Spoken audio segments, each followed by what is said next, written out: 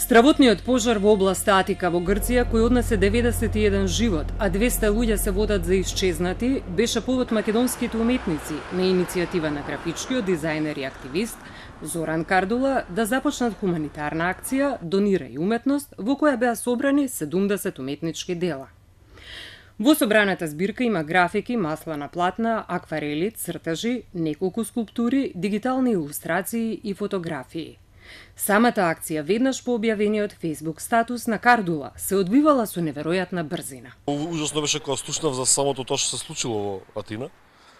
А после кога пиша Facebook статус Зоран Кардула, одма се јавив прв да донирам, после мислам дека се јави другиот Зоран одма.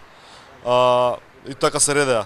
И се наредија скоро 70-80 уметници. Посебно ми е драго затоа што се наоѓаме во еден да речам ајде чувствителен период и во еден тежок период помеѓу односите на една и друга држава, така што ова е дополнително поради тоа сметам дека е супер момент за да се изрази она што навистина го чувствуваме и го подаруваме во овој момент. Токму за жал, ваков настин ќе не потсети дека сите сме луѓе, дека сите имаме интерес да живееме среќно, да се бавиме со уметности, да се радуваме, да споделуваме знаење, размисли и така натаму.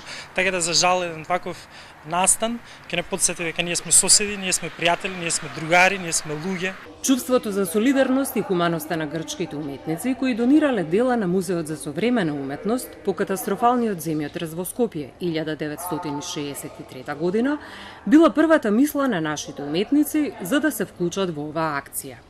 47 дела кои ги донираат 34 грчки уметници во знак на солидарност за скопскиот земјотрес се изложени во МСУ и јавноста ќе има можност да ги види до септември. Главниот кривец за ова изворедна колекција е Јанис Гаитис, уметникот, кој што ја посетувал Македонија и кој што бил трогнат од случувањата во Скопје и тој самиот пред се има подарено 7 дела, а потоа ги ангажирал посебно актуелните уметници во тоа време во Грција.